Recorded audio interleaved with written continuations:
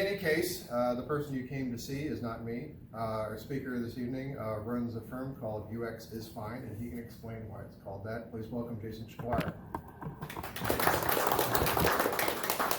I like talking with groups this size. Feel free to hand up or just catch my attention if you want to pause at any point and chat. I think I've got if I blast through it, I've got 30 minutes or so, but that's me talking at high speed and you guys just processing or not as I talk quickly. I'm happy to dive in at any particular point. Or you can just save questions to the end or whatever if you're not, don't feel comfortable or it's relevant at the time. But I'm happy to have more interaction.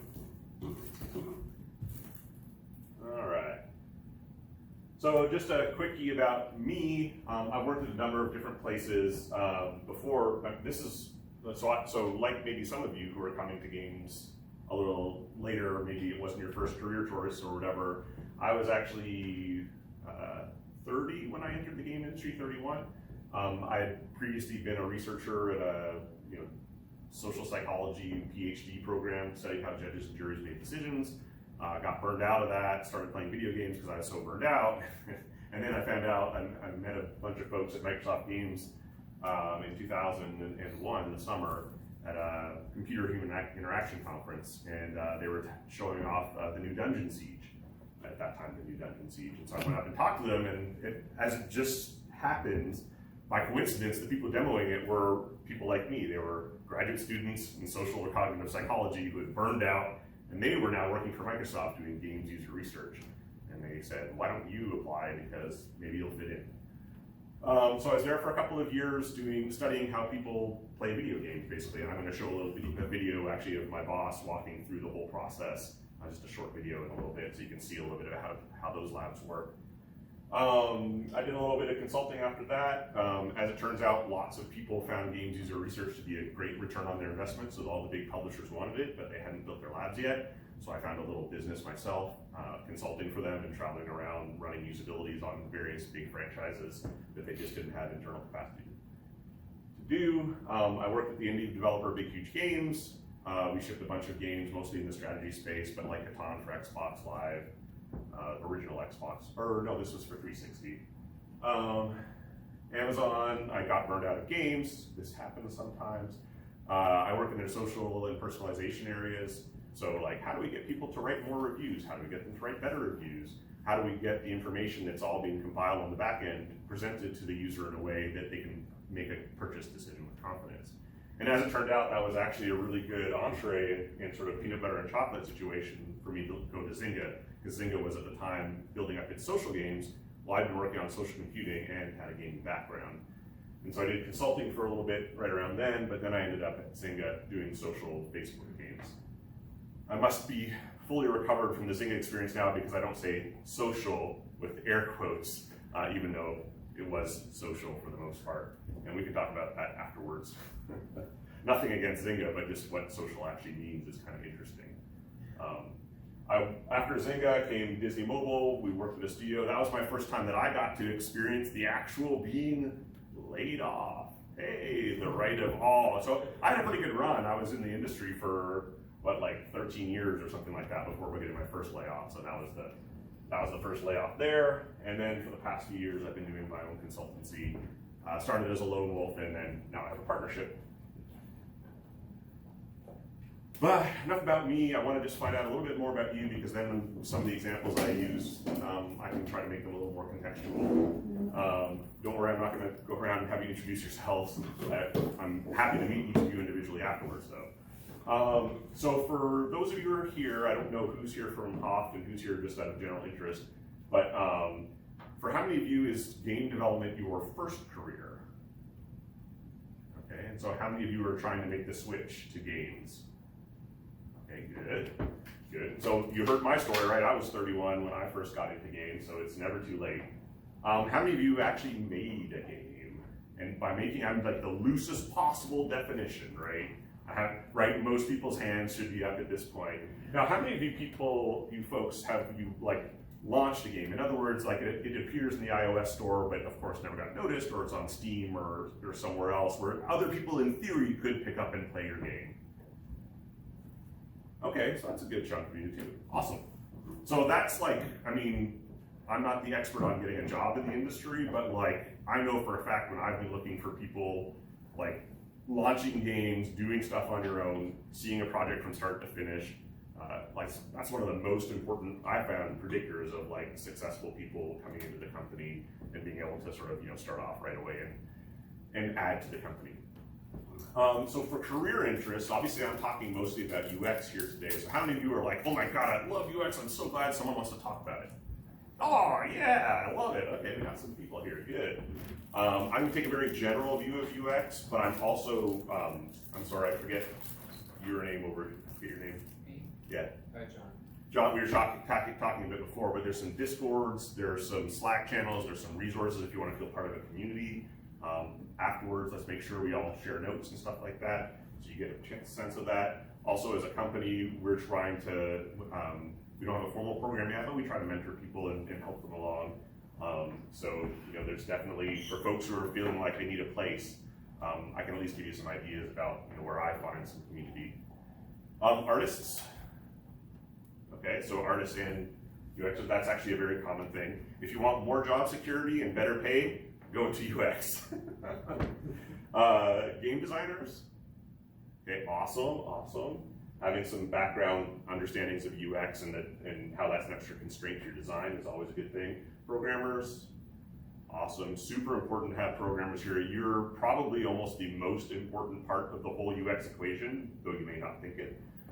Or maybe you do, but I'm gonna tell you why I think it. Roles that I haven't covered here, like producers, biz, music, sound. Yeah, what other things are you interested in doing? Well, just like production as a background kind of thing. So like on the business side or just the making of the game side or all of those sort of, both? I don't know. Cool. Always like background stuff.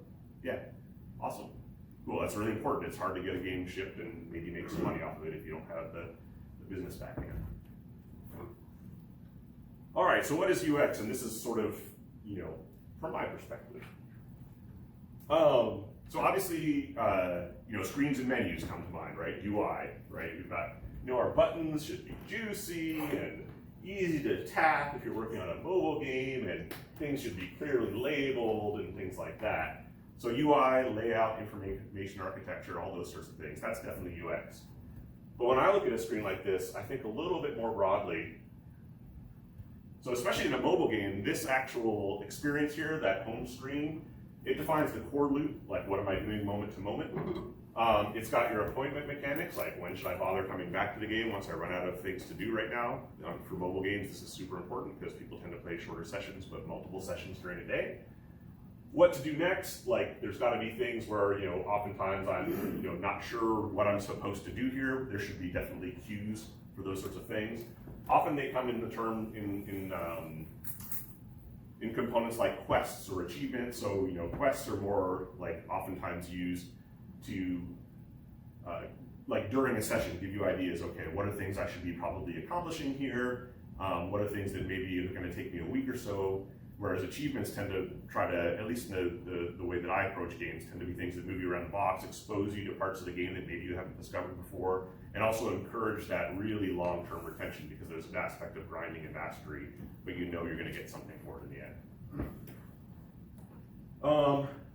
UX is also HUD elements, right? This is a really grainy screenshot of a game that I worked on back in 2002 or 2003 or so, Crimson Skies. But you got your your points or your status indicator here, and your health bar, and your mini map, maybe some controls mappings and things like that. And in game you have some reticles, so HUD elements. But to think a little more broadly as well, like what this really talks about too is this is also about like how do I control where I'm looking in space, the camera controls, right? Sensitivity of the camera, what's your angle. What kinds of things can appear on camera. For a game like this, when you're shooting against things that are far away, how do I make sure that people can notice things that are far away? Because we're in planes, we're far away, we're moving fast. And controls, we help out, we both need to teach players what the controls are, but we also need to think about like what are the intuitive controls for people to use. This is an action combat game. You can't have people like futzing around trying to figure out how to like do an evasive maneuver or a special attack in the heat of the moment, or else they'll die. And then in-game feedback, right? So we've got smoke versus flame. How are we giving people that systemic information that's important to know? Like, did I make the hit? Is the weapon I'm using effective against this type of enemy? And how close are they to dying, right? These are all things that you could, in theory, have hit point bars above these guys, but the more you can solve actually in game, and this is where I like to work with developers, is the more you can actually present through actual in-game feedback, the less you need a whole bunch of HUD icons and things like that. And these reticles were super controversial because they obviously clutter up the screen. And in fact, in these mountainous areas, as you'll see when I show a video in just a minute, they actually, they have to appear behind, like they identify things that are out of vision, which if you're wanting this to be a more sim-y kind of experience, it's like, does this take you out of the immersion? How can I possibly know this? It's an alternative version of history where they didn't have radar. So it brings up the interesting conflicts that you have between user experience, where people kind of want to, they want to look around for challenges, but they don't want to be totally lost. How do you balance those decisions? That's something that the UX person brings to the table in terms of, these are the issues that we need to solve, and then we need to work together. Sometimes you have to make conceits, and sometimes you can work together to come up with a better solution that is more immersive. So this is a controversial decision that we just had to live with. Fatuity is just a fancy word for like tutorial, first-time user experience, and there's other definitions for it. But basically, the user experience is defined by, especially in games where you haven't had a lot of marketing, you haven't plunked $60 down or whatever, where, basically for a lot of Facebook or website and mobile games, you don't want the second button they press to be the exit button, right? That was the first goal of any of these types of games, right? Is that someone loads it and then never even takes the first action because it takes too long to load, or it's boring, or it's confusing, and they just exit out and never play the game again. But also, games are super social. They've always been social, but now they're in these sort of like, selfie generation. It's all, there's actually fanship involved, and they're sharing socially what you're doing and how you're gaming, and that actually affects UX design as well. It's always done so in the terms of, how do I add friends and community and communicate with them, especially in games that require coordination. But there's also, this whole class of streamer, and now it's, how do I develop a UI and a framework that makes it easy for streamers to stream with themselves or other little widgets that they want to, have on here, to get their sponsors listed and stuff. So how do I actually use the screen real estate in a way that lets streamers stream effectively so that they're more likely to stream my game?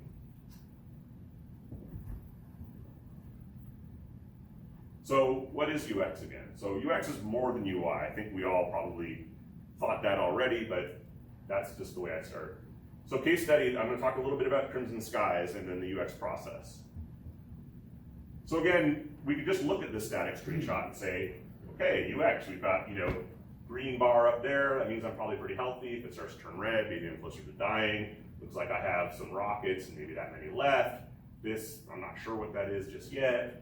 I'm getting some money for doing things. I've got red angry dots, okay? So I'm starting to get a sense of what this game is about. Green seems like friendly maybe, so maybe I want to go there. It's got a wrench, so if I'm feeling a little low on health. I'm going to talk a little bit while I show this, and I might pause it once or twice. But just watch the video, and I'm going to talk a little bit about the UX as we go through the video.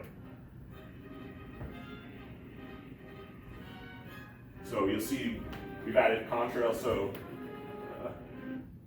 oh no, I never know how to pause it with keyboard controls. I'll just keep talking. Oops.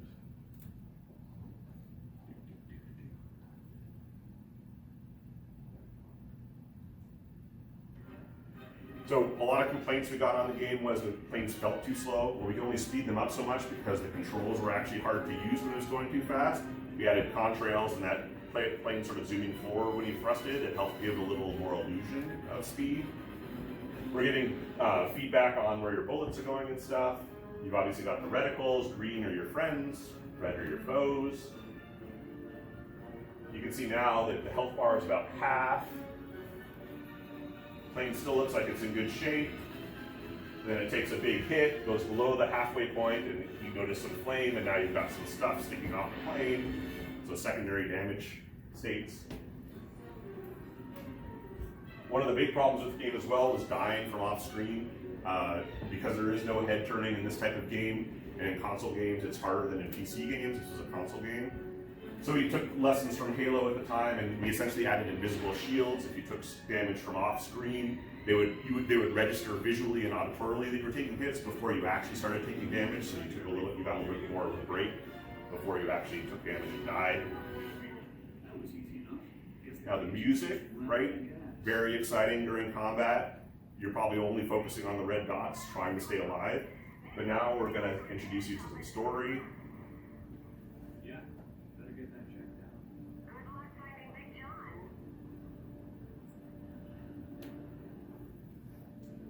Music has changed. It's a little more mellow now. And it's to support the fact that you're not in danger anymore right now. You can just fly around and explore this environment freely without worry of risk. We're giving you little hints about where you might want to go to accomplish some secondary goals. And so this is, when you have all sorts of things, like imagine if the game was just combat with that frenetic pace and, people wouldn't have a chance to really discover some of these other little gems and explore this map that we actually spent a lot of time and money to create. But because you're just focusing on shooting down the blips, you never get a chance to notice. And so it's also just that pacing, right? What's the right amount of frenetic combat versus exploration? And for people who don't really want to explore, how do we make sure that they always have targets that they can go to? Some people like to free explore. Some people like to just have a guided experience. How do we support both? So that's a much more sort of holistic picture of the way I think about it. So the case study itself, so there were a lot of problems with this game early on when I joined the team, and we worked hard on it from a player research perspective. So we run usability studies where we brought people in to watch them play. We run bigger lab studies where we brought bunches of people in and got their survey responses on what they found fun, what they didn't find fun. And one of the key things we found it in usability labs where people had to we had to stop the session, people were getting motion sick because of the controls. And here we found that people were just complaining all the time of how the handling of the plane really wasn't very fun to fly, and it was really hard to target enemies. And UX research in the games industry was pretty new at that point. There wasn't a lot of formal UX research going on at the time. And so the team was rightly probably skeptical of some of the results. They were also a team that was very much like a sim-focused team. They'd worked previously on other flight combat simulator type games, and they enjoyed playing the game. But they also admitted that they're marketing it towards an action-adventure crowd. And so they kind of knew that just because it pleased them, it wasn't necessarily going to please their target market. So they had to kind of listen to us, and when we bring in these action-adventure gamers, they had to listen to some of the feedback. One of the neat things that happened in this session, if you notice the headsets there, so they're all, because you have 20 people in the room, they're all at different stages of the game, they're all listening to their own, the sound from their own game and their own progress. So when you walk into these rooms, generally it's quiet. One of the arguments we had with the team was that people weren't going to use sim-like controls, really subtle movements to pilot their planes and engage in combat, picking a line and all that sort of stuff and being very planful. We thought they were going to be more mashing around. We sent reports to that effect, but what was fascinating is when we walked into this room with the team, and all you heard was the clack, clack, clack of the stick being pegged left and right, up and down, and the cursing of the players just being what the hell's going on? And that, more than any report, I think, was instructive to the team, and they were like, yeah, I think maybe we have a problem here.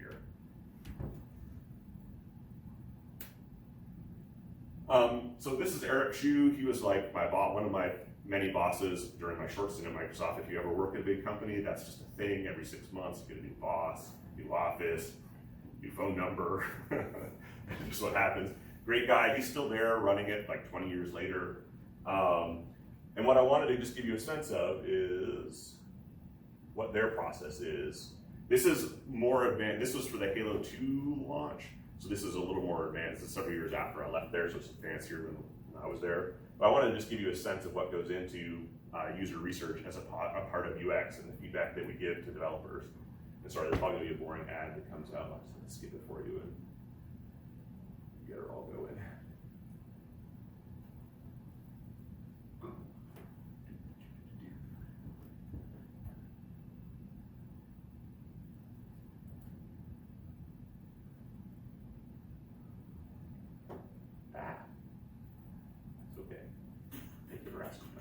Always fascinating to see how people play games because Up a little bit. it doesn't matter how much you play them yourself watch, there's always going to be someone who just does something that you did not expect.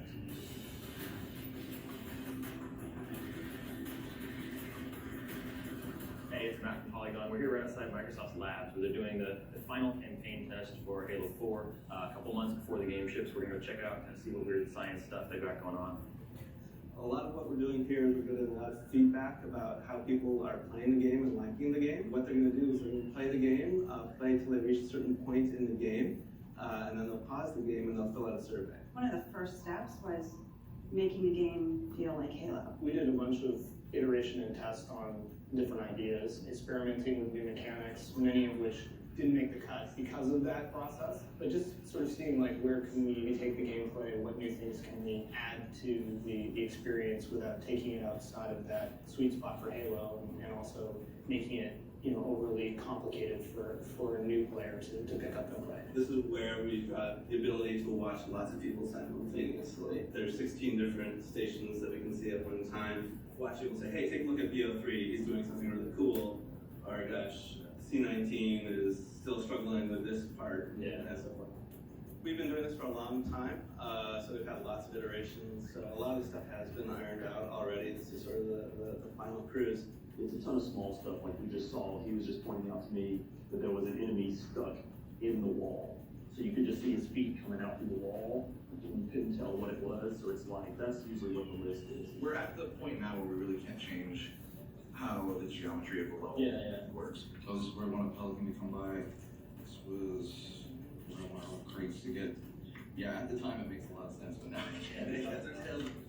In CO2 is playing through it, right, Bill? He's not, they're often missing something that we were talking about earlier. They're missing a weapon that I really want them to use all the time in that section. So I know when I go back to my desk, I'm gonna go move that weapon over. The game is instrumented, so it's automatically recording a lot of player behaviors. So whenever someone dies, what weapon they had in their hands, what enemy killed them, what weapon did the enemy use, where were they, what was their health before they started this encounter. We take all of this information, both the attitude information from surveys and the instrumentation data from the game, and we put them together to get an understanding.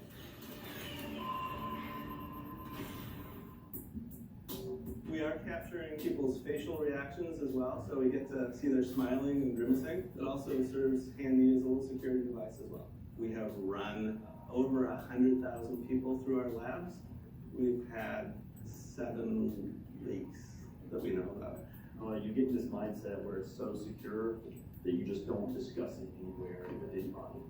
Leaking, although it's exciting, is that it actually ruins the ecology for games because it makes teams not want to do this type of research, and this is what makes the games better.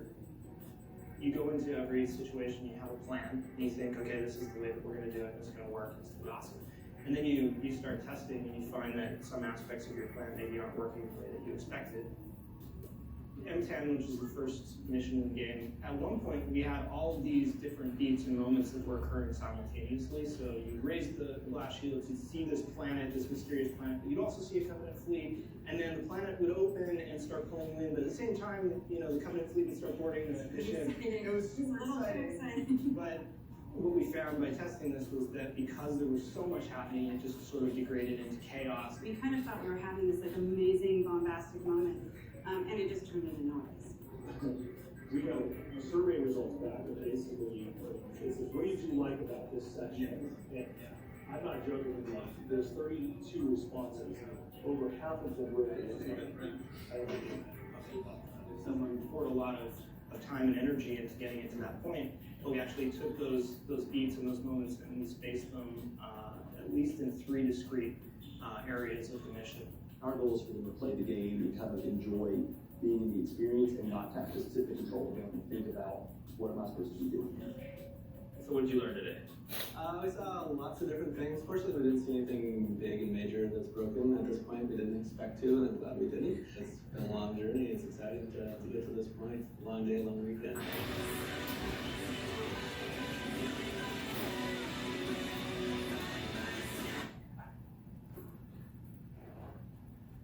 All right. So a big part of UX is actually getting feedback on what you're doing. there's feedback at all stages. If you're working in a development team that is, already iterative and feedback driven, then you're already kind of, partway there. And it's just validating the people who haven't been playing the game for hundreds of hours as you've been working on it, right? And so, any amount of player research you can do, even if it's handing it to friends, getting feedback, sitting at a bar with someone, showing it to them, that's good. There's some mindsets and other things that, I'm happy to chat with folks about to make sure you're getting results that you can trust, because actually you can make your game worse too by getting the wrong kind of feedback or getting feedback in the wrong kind of way or wrong methodology. And I've seen that happen many times, and I've had to come in and help sort of steer the user research effort. But there's a lot of ways, and I'm going to show it doesn't have to be millions of dollars in fancy studios and recording facial gestures and stuff like that. You can still get a lot of great stuff on a much smaller budget. But really what I want people to understand is the process, right? UX isn't something, and it's interesting that as a consultant, when I work with clients sometimes who they know they need UX, but they don't understand it's not just a product that you purchase.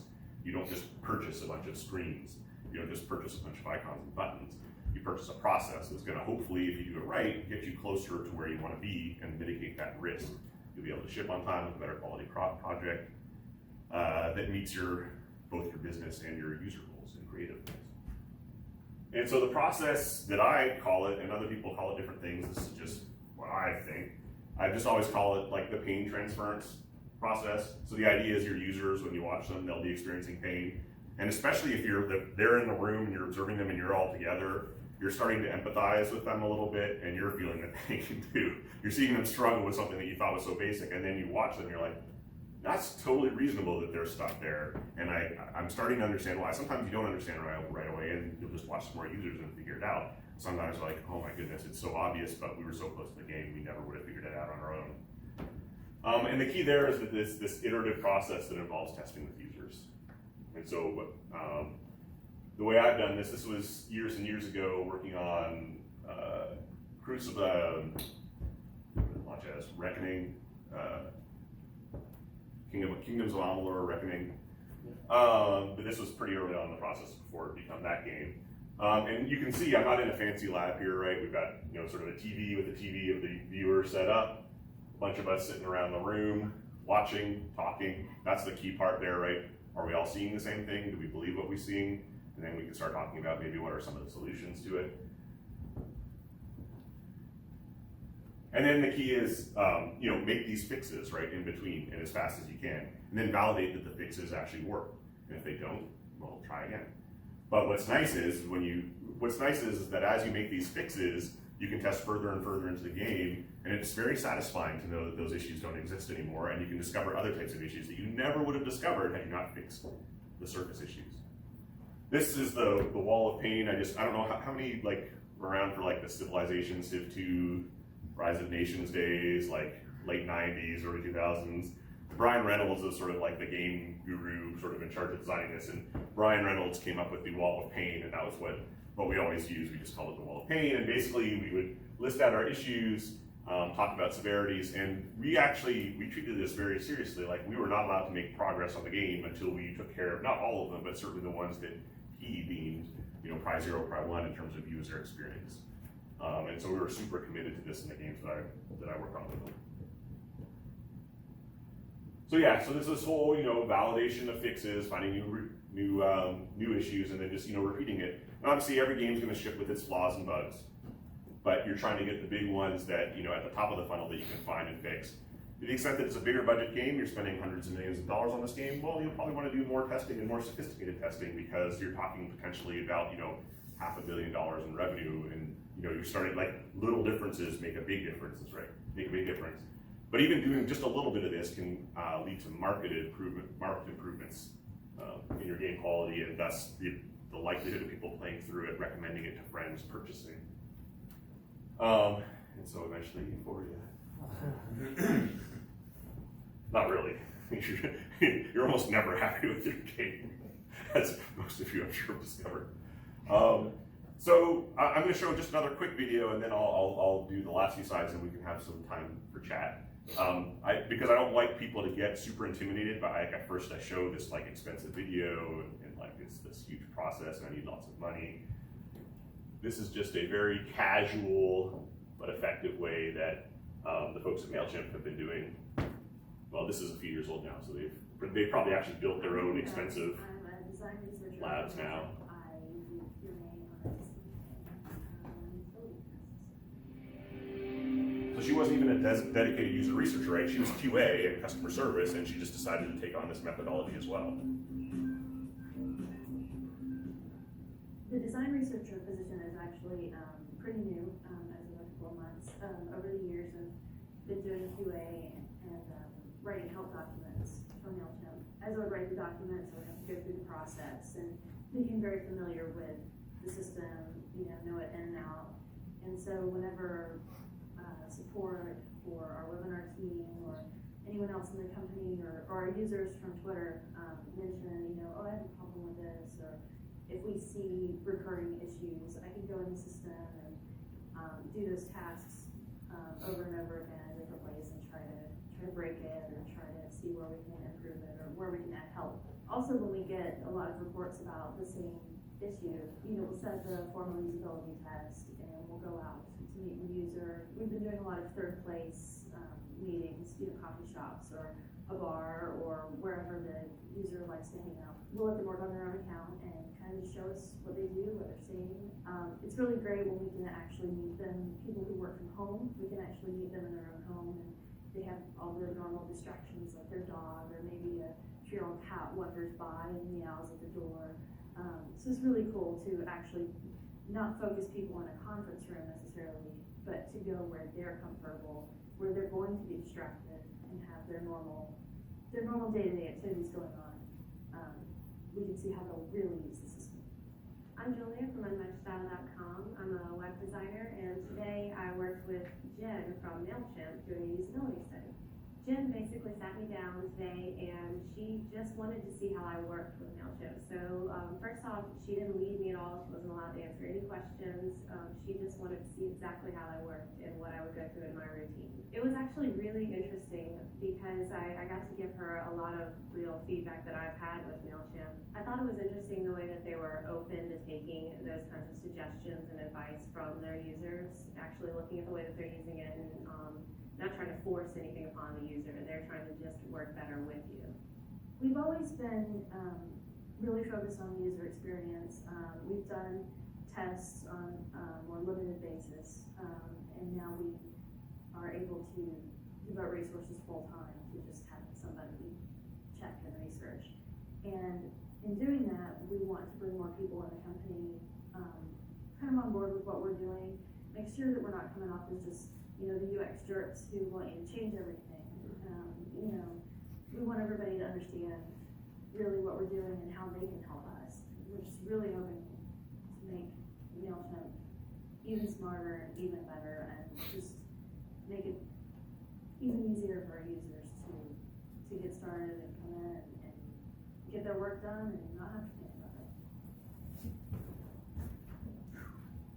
So just a couple of takeaways I want you to get from there. The one is, and it's the hardest part, and this is why sometimes just having other people involved or at least monitoring you while you're doing it, is the shutting up and just letting them talk and experiencing the game the way they want. Hey, I just created a professional website for you. Oh my gosh. Let's check it out. No, Go to wix.com. There are hundreds of beautiful templates. Sorry. So the idea though is just watching them and not really intervening. And what you'll find is that the first few times you do it, it's going to be frustrating because there's going to be a few basic things that you just totally think you're going to totally waste a couple of sessions or participants on it because there's just obvious things that they got stuck with and couldn't progress. But you'll get better over time to know, okay, we want to test this, so we know we need to at least do a first pass and knock out some of those things that are we know are probably going to trip people up. And so it already gets you focused in that mindset of working on the user experience. And then that watching and that not commenting also that means that you're not going to lead them, right? You're not going to bias the results. That's important. But the part that she sort of subtly mentioned, but that I think is important, is not being the UX jerks. That's important, even though you are a jerk as a UXer usually. Is involving the company and working with the company and figuring out how the company culture is and how the actual product is made, so you can dive in and work with people in a non-confrontational way, but really get the points across. Because everyone, as it turns out, is committed usually to a great user experience, but they all have like deadlines, or they have goals that are different from user experience. They're not being paid by the same person who's paying you, and so it often just seems like, oh, you're just adding items to my work queue, right? And so you got to build this sort of culture of, okay, well, how do we, from a business perspective and a creative perspective, how do we build this kind of process into the way we work at games? And guess what? It's not going to work right the first time you try it, right? You're going to learn from that, and you're going to get hopefully you're going to get some wins. That's usually the way it works for me, right? You get a couple little wins, and you're like, okay, next project, right?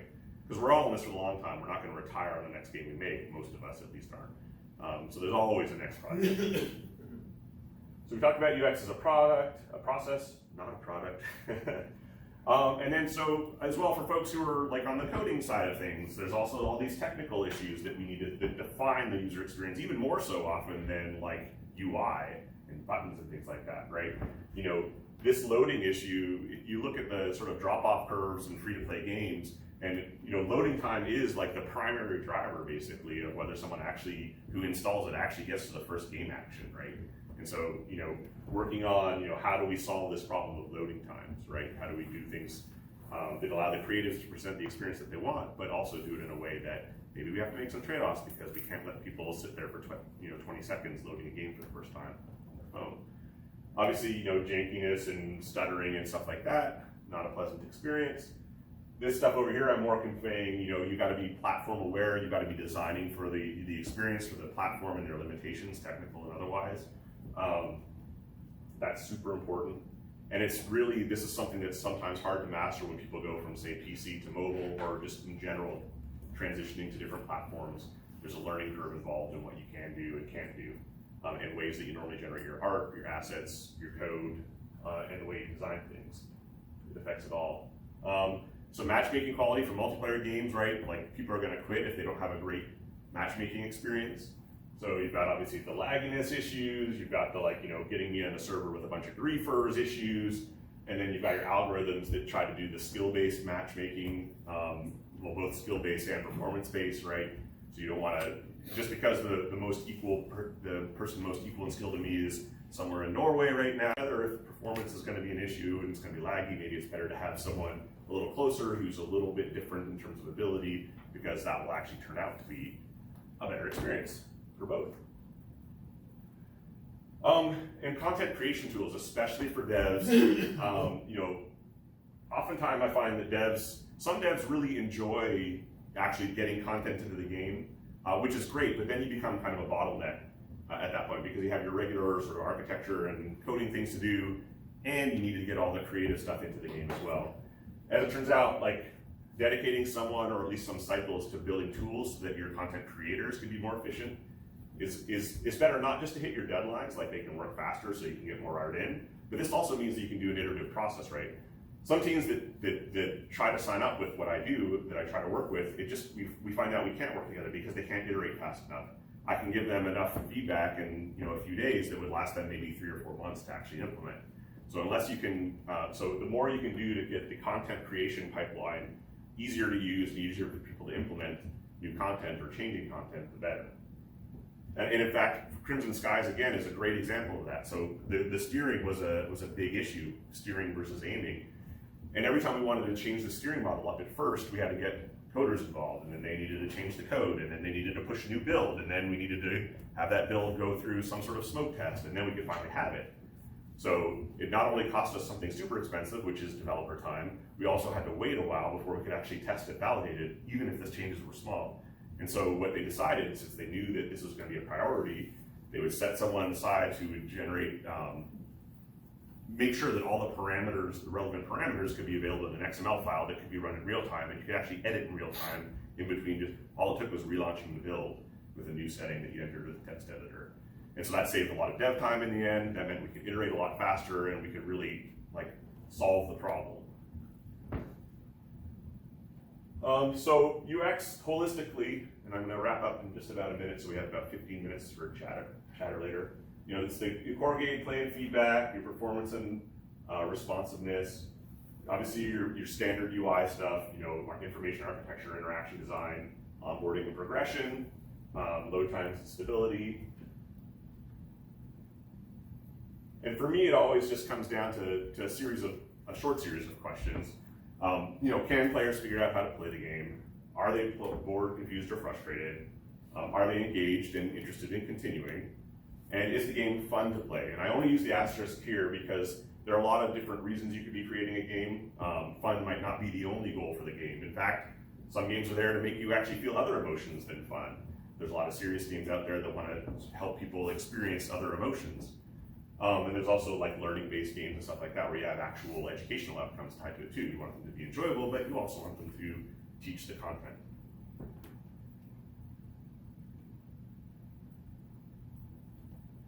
So when it comes right down to it, and this is the way that I the reason why like the business people sort of are more on board with this type of thing now than maybe they would have been 20 years ago, is that UX is fundamentally related to game health, right? All these things like the funnel, so how far along do people go before they drop out?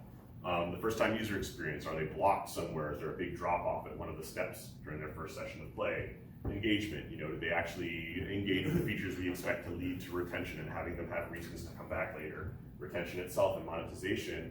All these things reflect your app health, and if you're not delivering on these things, you're basically going to be paying for users and then throwing them away. And so UX is really all about game health when it comes right down to it. And then the return on investment starts to make more sense to people running the business cases, and they realize that actually we need to invest to buffer these things up. The boring way I describe my work is risk mitigation, right? We're just helping you mitigate risk. The exciting way is like, we help you make games more fun. Turns out, that's not as convincing as risk mitigation when you're selling yourself sometimes. So key takeaways. We talked about how UX is obviously more than just user interface and the way we think about user interface. UX is a process, not a product. Test with players, even if you can only do limited runs and things like that. It's super good to do that sort of thing. And it's really on the technical side, getting everyone involved from both your artist and your developer side. When you improve your tools and methodologies, your people can iterate more quickly, which means you're more likely to get a result that's better. And you can identify those platform constraints that make the game technically unplayable, for instance. And if the bar is just too high these days, right? You're just not going to be able to. I mean, maybe if you're Blizzard and you have your new title out and the servers crash day one, people will trust you enough to come back the next day. But for most games, you don't have that luxury. All right, and that's where I'll wrap it up. And we can chat like formally. Have questions? I'll also stick around for a couple minutes afterwards if people just like to more conversationally chat too. So you talked about UI labs and users, and one of the things I've been having trouble with when I'm trying to get feedback online is getting them to give feedback and having to nag them, even if it's a nice survey and it walks them through, and finding the right people to play it. I have kind of more of a niche product, and I'm having trouble finding those. Is there places you can pay to have a certain subset of people, or how do you get people you don't know the group of people that you need to have Yeah, that's a great question. And so I've done it in a variety of, it depends on your budget, right? First of all, I mean, some of it is just like you have to do it through, elbow grease and hitting the pavement or whatever.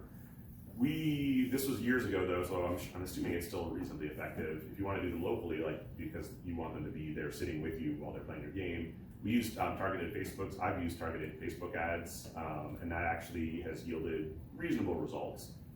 Like when I try to run, say I try to get 12 people into a 2-day study, you could get decent show rates and be able to get some folks that obviously you don't necessarily know. So that's a way to sort of build your database.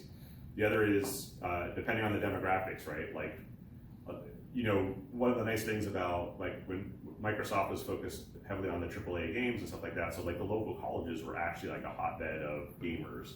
Depends on the genre of your game, right? Like if you don't want, if your game is for people that are not the university / frat crowd / whatever, then yeah, you're gonna have to look a little harder for that. But that is recruiting, and there are people there's actually someone who I know who he used to do more usability consulting, and he always did his own recruiting, and now he just does recruiting. He's like, that's far more profitable for me because it's so painful to do. Valve talks about, in the early days of their user testing, how they would just wander to the games, the local GameStop or whatever, and just like, reach out to folks. But again, Valve does software that appears, or used to make software that, they used to make software, period. And then when they did, it was to appeal to, your gamers who would go to the games, the local game store and buy a bunch of games off the shelf. So, Now, you asked another, there's a nuance to your question though about like having to fill out surveys and so much work and nagging them and stuff like that. It really depends on the goals, because it might turn out that some of the attitudinal stuff, like even for big clients, I haven't done a lot of the attitudinal stuff sometimes, just because you can learn so much just by watching people play and where they get stuck. And there, it doesn't even matter if they're off target necessarily, like what platform are you developing for? So I'm making actually an art tool. Oh, cool. So, I have artist friends in the industry, and it's for game artists. So I've reached out a lot of them, but I find a lot of game artists are a little bit flaky when it comes to communication, and so I found that I couldn't just say, hey, please give me feedback. That won't work. Yes. And also, all my artists do this at totally different times. I'm not awake, so it's hard for me to sit and watch them. So I came up with a survey, and I wrote a little survey top log for that. Helped, but I had to pester them constantly to take the survey. And truthfully, you're going to learn so much more by watching them do it. So figuring out ways that you can remotely run studies. The problem is it's hard to, you might be able to see what's on their screen, but you might not see what they're pointing at or whatever. So that's tough as well. That's a tough challenge, especially when you don't have resources to just like purchase that. Right. But at the same time, you can, there might be, colleges and stuff like that who are doing courses that maybe you can, like, as a lab day or something, just have a bunch of people go and just sit there in the room. And at least for a first-time user who are maybe a little bit more novice, if you're looking for, like, no, my target market is, people who've been around the industry for a few years and, need some optimizations, then you might just have to, like, go to some of the conferences and, like, purchase a booth or something like that and, incentivize people to participate. So it's not cheap. Other questions? Yeah, I didn't want to know. Yeah, keep going. So I actually want to understand, how do you deal as a programmer when your UX designer is trying to design for a platform they don't know anything about and keep suggesting things that would cause humongous scope creep into the programming schedule? Yeah, and by scope creep you mean like also but scope creep, but are they like good ideas that you should do, or are they totally irrelevant because they're like thinking about a different platform? So my sample I have this is I was working for Game Salad, which is a tool platform, and the guy came from a web platform, and so he would suggest all these web things that just didn't exist on the Mac, for example. Yeah. And I go back to him, like, they don't have this. He's like, what do you mean they don't have this? Like, that's not a thing in Mac UI. So so problem number one, this actually happens a lot more, and so artists here, just plug your ears, I'm not talking specifically to you, but I've discovered this more with artists, is that, and it also could be this case with programmers, but a lot of them don't play the games and the competitors of the games that they're actually working on, and that's a big problem. Because you need... Do you know why?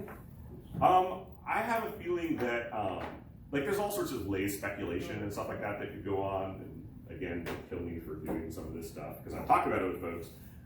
But some of it is, artists, like, so say I'm an artist and I want to do cool art, but I also need a job that's going to pay me. And where I really derive sort of self-worth is working on my home projects or other things that I want to do that are really artful, and they're making me do something that I'm not super interested in, or in a genre of game that I'm not super invested in. And so it's just one of those, it doesn't seem relevant, I'm just doing what I'm told, and really my heart lies elsewhere. But for folks that I work with, at least, like I make sure that they are playing the competitors in the space on the platforms that we're going for, because that's the only way for them to really generate good insights and understand the feedback that you're giving them. Because it isn't just graphical design, it is interaction design, specifically interactions that are native to the platform that you're working on. So I don't want to badmouth artists. There are a lot of artists that play a ton of games. So that's actually, it's not just all artists, but that's a significant problem, especially if you're getting someone who's moving from a graphic design, or you're bringing, usually people don't have time to dedicate to a full-time UX person. So you just have someone that's like, oh, this person can generate awesome looking art, so therefore they can make our UI, because our UI will then look awesome, and they might just hate doing UI, and that's the reason why they're doing it, and they don't even like these types of games. So, but in terms of programming, you asked specifically about programmers and stuff like that, and it's the same thing. It's like they need to be playing. So that's the worry number one, is if you're in a leadership position on a product that you're developing, and you're not playing the other games in that native platform, it's gonna be a problem. They just need to bite the bullet. This is their profession, this is their job. I actually have to dedicate time every week to playing games. I know it sucks, right? But actually, often it sucks, but God, sometimes it's really fun. But yeah, it's, you can't be a valuable contributor to a team unless you're playing games within the genre. That's my firm belief. What are some of the things after 13 years of experience that you found were like the obvious things that you missed in the first 3 or 4 whatever test runs? So, in user input that you thought was obvious, like they didn't know what button to press, or? The answer is if I could narrow that down into 1 or 2 key learnings, I'd be retired on some island somewhere, right? The answer is it's kind of dependent on what you're developing for the platform, and then your expectations of the users. Are they really familiar with that platform and the gestures, and how far or close, are you to the standards in terms of feedback and stuff like that? That's the most, that's a common type of thing. When you look at the screen, is it really clear what the primary calls to action are? What's the decision that I need to make, and what are the ways for me to actually respond to that decision, and then what is the feedback I'm getting? Now that's so if you just break that down quickly, right? So on most mobile games, at least the successful ones, usually for each screen you get, there's the thing that we most want you to do right now, and that's pretty obvious as a big green juicy button or something like that, and then there's smaller little buttons around the edges or somewhere else that are secondary. We don't want you, you can go there after you played for a while, but don't get distracted by that. That's one, where do we go to get them into the right experience? And then you got to make sure that that is the right experience for them at that time. Because the other thing is that some people, they come up with a game idea or whatever, and they're like, well, this is open world and they can do anything they want. And well, as it turns out, that's not a great experience for a lot of people. Some people learn well that way and love that type of thing, but a lot of folks won't. So how do you direct them to the right place? And then once they get there, it's how do you give them the feedback? Some people are like, we can worry about feedback later. We'll just, we'll have a score increment, but we won't have reward, actual closing the loop between what I did, how successful it was, and then the reward loop bringing me back to the game. And so it's that in-game feedback. Some games are more spreadsheety, so it's it's maybe just numbers changing and little icons and stuff like that. Spending a lot of time on that type of animation and graphical effect, making sure that it's presented in a location on the screen in a way that's going to be in their line of sight when it's the right time for them to notice it. Those types of things are usually that's just polished. We'll just do that down the road or whatever, right? And those are some of the key things that we kind of miss. But what really happens is over projects, you just get better at it. So you run your first one as early as possible. You'll be like, I know we're probably going to fail in these couple of areas. And then you validate, we failed in those couple of areas. And here's a couple of other areas we failed at too. Okay, now we've got our task list before we run the next one. So the first one is always rough. The idea is that they should be less rough as you go along. Yeah. So separate from actual company directives and having someone whose job it is within the company, how important is company culture and executive buy-in just by itself in regards to user experience? Just because depending on what stage of the project and what project it is, this can be kind of the thing that gets really buzzwordy and hive-mindy. So then it almost seems like there are some people just expect that if people are thinking about user experience in the abstract, that will somehow make things better.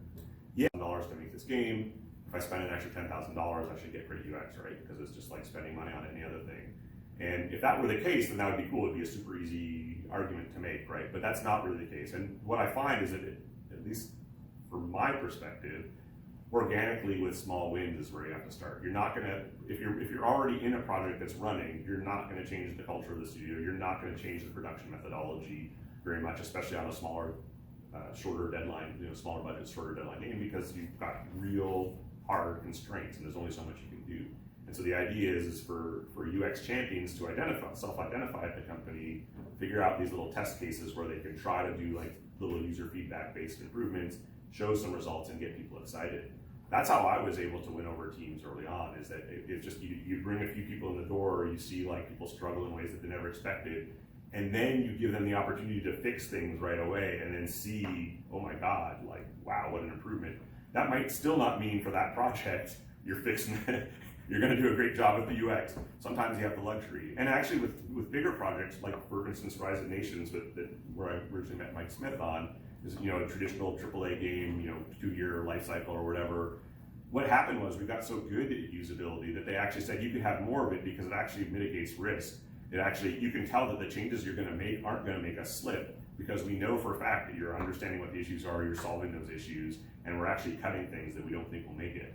And so you get but that's not something you can learn, like you can necessarily convince people of at the start. And so you need to get those initial wins, and then you need to have people come in who understand what UX is and talk to folks openly about what that means. Because the other problem is sometimes is you get the grognard who's like always done UI at your studio and knows how to do UI and is awesome at UI in their own mind, and then you're fighting this hopeless situation of like trying to create change where it's just not possible.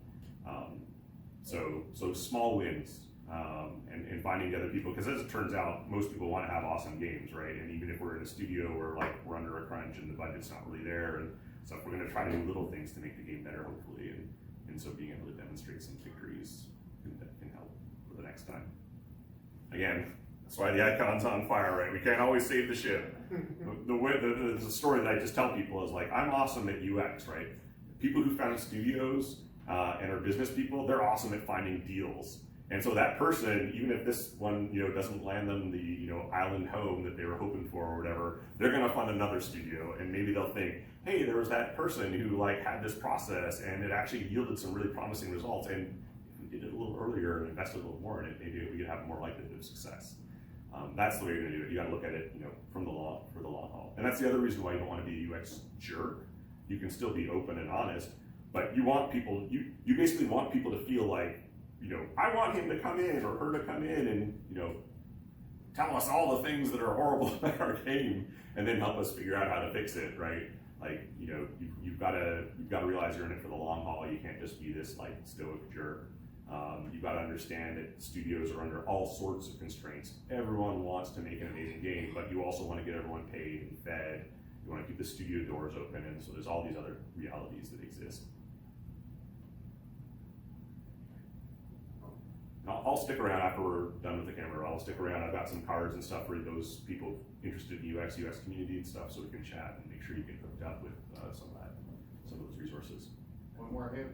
I guess, how do you exemplify experience in UX after the fact?